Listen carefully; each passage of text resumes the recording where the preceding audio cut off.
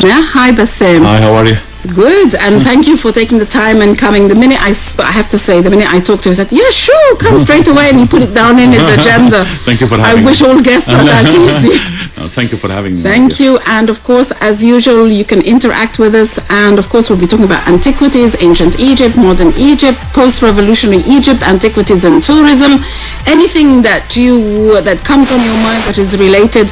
And of course, Bassem is a wealth of information on ancient Egyptian, Islamic, Coptic, and what have you, monuments and antiquities here in Egypt. The numbers to call is 257-89407. That's the number we have in our studio straight away right now. And at 1:30, we're going to get our second direct line, 257-89623. You can listen to us online at ertu.org/1/radio-europe.asp, or you can listen to us through Nowset. Just switch to the radio channels and you'll find us there.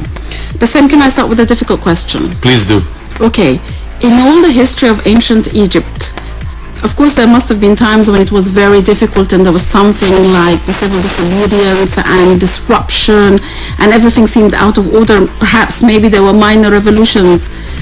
How did Egypt fare then? And do you think we're going to fare like the pharaohs did then? People who read history are the most optimistic in the world because we've read it.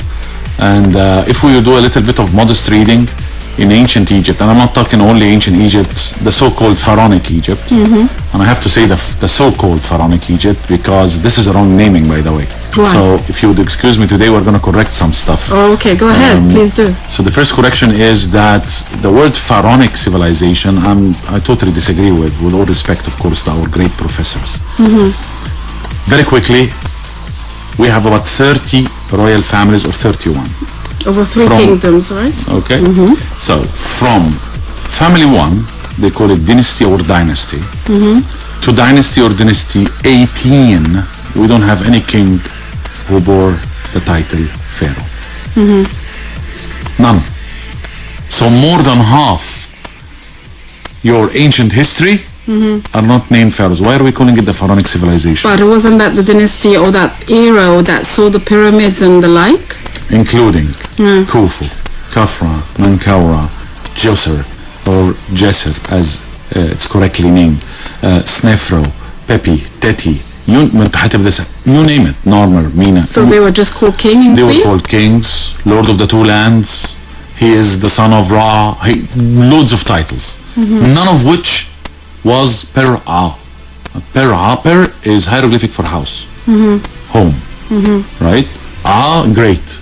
So Per-A, the great house, the palace. Per-A changed into Fer-A.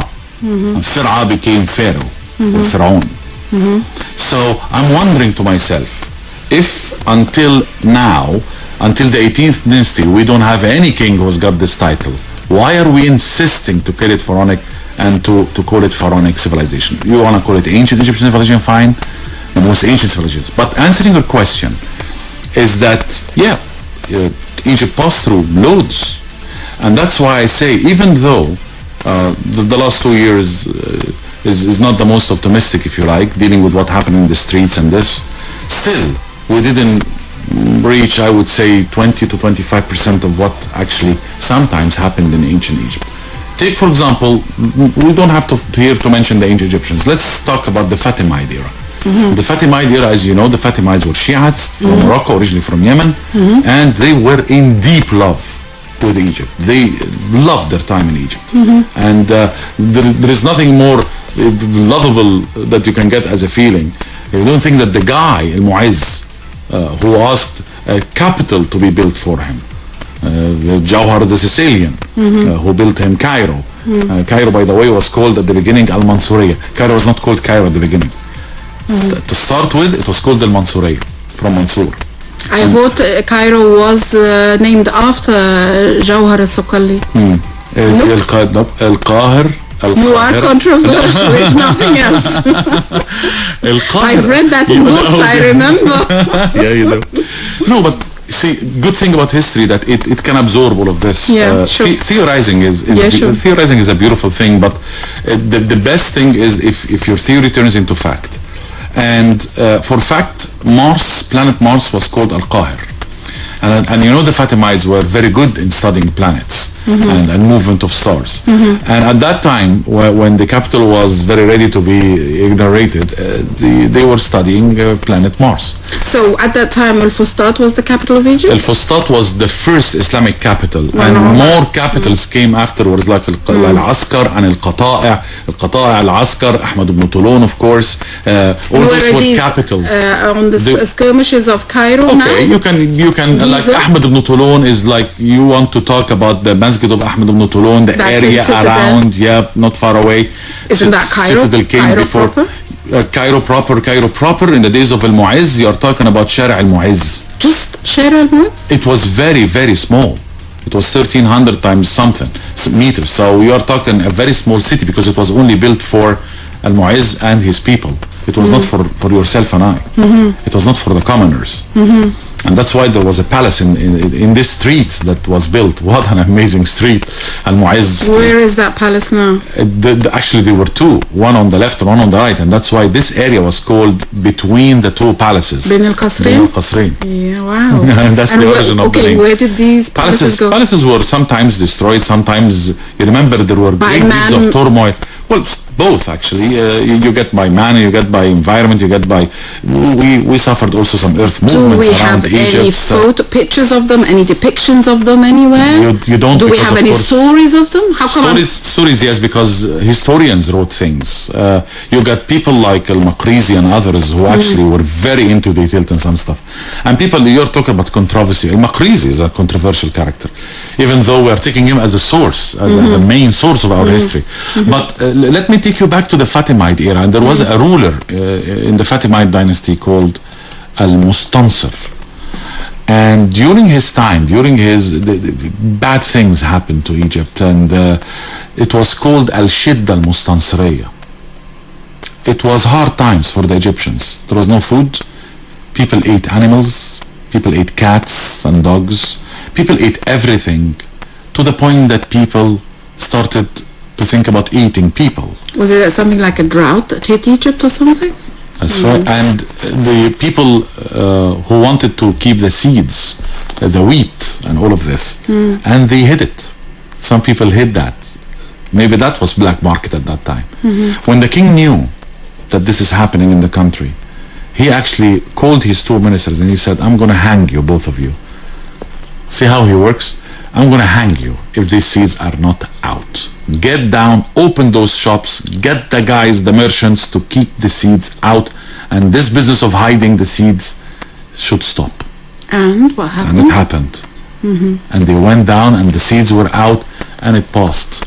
So if this whole story, what I'm trying to get at here is that this story is telling us about Egypt suffering, people studying medicine and pharmacies and pharmacology and all of that. And then something happened to this kingdom, and just like any civilization around the world, it's like a pyramid. You reach the top and then you go down to the bottom.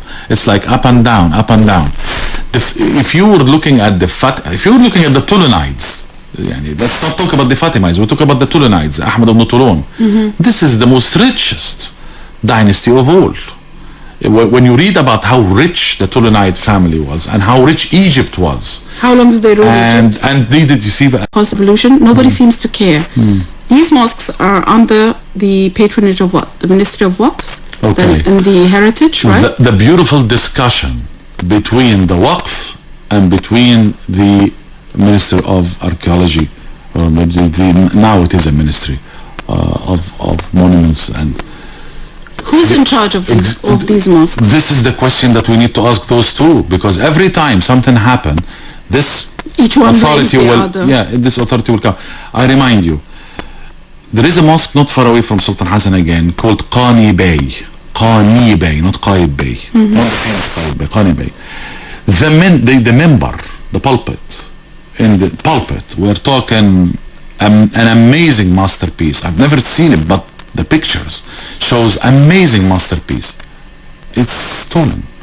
How can you steal a member They took How the can you- inlaid pearls and because I The whole remember thing. Gamal and Ghitani came on TV a year and a half They back. take they lathe and they take this, and if it's made out of ivory or whatever, yeah. or And ebony mother or of pearl and mother all of that. pearl and this.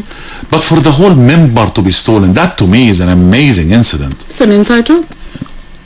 And the imam of a neighboring mosque went, and he told me he went to Naib al-Am, he went to do this and that, but the story died. Why? Why is a good question. Okay. I want to make it even easier. I'm not talking about who should be looking into who stole what. The cleanliness of the mosque. Yes. Who's in charge of that? Surely there's no fight over that. Who's in charge of keeping these great touristic sites, great Islamic sites clean and tourist friendly and prayer friendly and user friendly? Who's in charge of that? You know, this question Why would my family member say the only beautiful mosque she went to, beautiful in the sense that it was clean, that there was greenery around it, should be a mosque, Al-Hakim Ba'amrillah, because she told me, I don't know if this is correct or not, it's under the auspices or patronage of an Indian society or something like that, and Egyptians are not allowed to go anywhere near it, and that's why it's in a good state? Is this true? Well, I'm a tour guide as well, as you know. Some years ago I took during the Cairo Film Festival, I was commissioned by a tourist agency to guide Charlize Theron. Yep. Egypt. So that was an amazing 4 days or something. And I took her to Al Mu'izz Street. And it was like a beautiful lady in her wedding night. The street was Because they knew she was coming? But no, nobody knew. As a matter of fact, that it was the business of, would you like to go to this place? It was like that. I want to visit a monument, so and so. And she was also very understanding lady and everything. But I took her to I took her to Al Mu'izz, and then I went inside Al Hakim, and we talked a little bit about Islam because she was interested in that as well, and loads of pictures and stuff. And that was also at night. She was very, very amused by the way how the illumination. And then we heard that people came back and they put their stuff around, and the street is not as it used to be taken care of as it used to be, and this business of the streets are not safe, and the cars came back parking because you remember that they didn't want the cars to go even through, and they put that there was a year or a year and a half when they actually made it a closed open museum area, didn't they? Open museum, you're talking and about then 30s. It stopped. And then all of a sudden we heard and we saw pictures of this and that. My friends go there and they say there were parties done in front of Al Hakim, as a matter of fact, not far away from Al Hakim. There were parties and DJs, and I think it was New Year's Eve when they played, I don't know, fireworks or something like that. So if the right precautions are taken, is there anything wrong with that in marketing these places? You're talking to a person who is disagreeing with illuminating temples at night. So if you're talking about fireworks, yes, please. But everybody does that. But if every single precaution is taken, why not? So you're against No, say this sentence again, please. Every single precaution. Not every single precaution is taken. Okay. Point taken. I'm sorry, but take one good example. Some years ago, we wrote in the newspapers about Abu Simbel temples. Yeah. Right? Now, if you attend the Sound and Light show in Abu Simbel, and they told us it's nominated to be the best in the world, and I can believe that because I saw Sound and Light of the Acropolis. In Athens. That's Greece. That's Greece. And I saw the Sound and I can and I studied by heart the Karnak one, and I love the Aswan one, the Temple of Philae one. I really do. It's romantic. It's beautifully lit. It's beautifully made. It's out of this world. And I attended the Sound and Light show of the Karnak temples with 2 people. Private Sound and Light show. Can you believe that? Oh, wow. That was a big wow. Now let me tell you in 1 minute that story, because that will give you how. No matter how we criticize, no matter how we say tourism and this and the tourists are, I don't know, afraid to come and all of that, what's happening in the streets of Cairo. This country is loved or what by everybody. This gentleman is a respectable elderly gentleman with his respectable elderly lady, and he wants to be on his own. He doesn't want to be bothered by people around him when he visits this place. He wants to contemplate the whole spirituality of the whole place. You see? So he asks the tourist agency that I was working with, please, I want the whole temples of Karnak, because I insist on calling it temples of Karnak, not the temple of Karnak. Okay. And he say, I want it only for me, my wife, and our Mr. Bassam. And everybody goes, we're going to hire the whole temple. How much is this? He said, I don't care. Good. So, of course, you can't do that in the morning while people are getting in and out, because he doesn't want people. He wants privacy. Yeah. So, very quickly, the agency decided to give him an idea, and he accepted it, which is, and we were in Ramadan, I remember, they are going to make him a sound alike. They are going to pay the government, and that's okay, you can do that, that's legal, and you can pay the government, and they can play you the sound alike show only for you and your wife, and with you at a special time designated. Yeah. What year was that? Ooh, I want to say 7 or 8 years, something like that. 7, 8 years ago. Okay. And I remember that because we had to break our fast in front of the temple, because it was 6 o'clock and it was the same time of the breaking of the fast. Anyway, we went in, and that is the story that I want to tell you.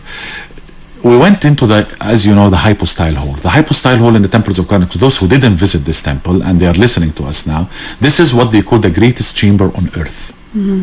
134 columns in one room. Hello. And it became very famous, world famous, because it was filmed in The Spy Who Loved Me, the 007 movie, the James Bond movie, and Agatha Christie, Death on the Nile, and so on and so forth.